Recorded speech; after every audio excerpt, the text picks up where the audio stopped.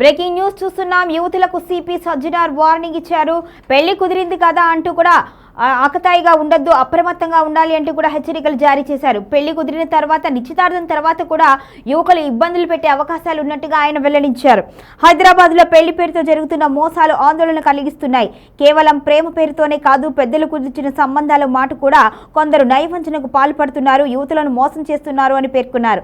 ఇలాంటి ఘటనలపై ఇటీవల Hyderabad she teams కూడా ఫిర్యాదులు ఎక్కువగా వస్తున్నట్టుగా వెల్లడించారు.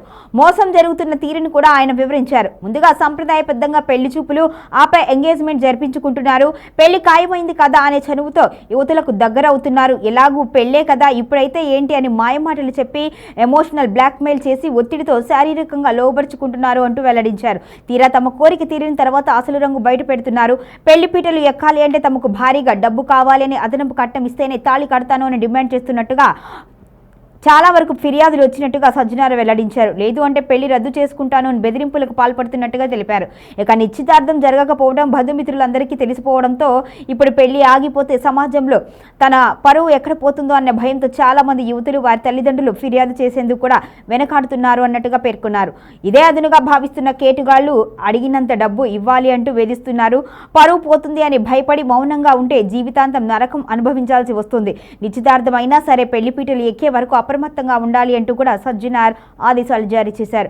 ఇక పెద్దలు కుదిర్చిన సంబంధమే కదా అని గుడ్డిగా నమ్మొద్దు.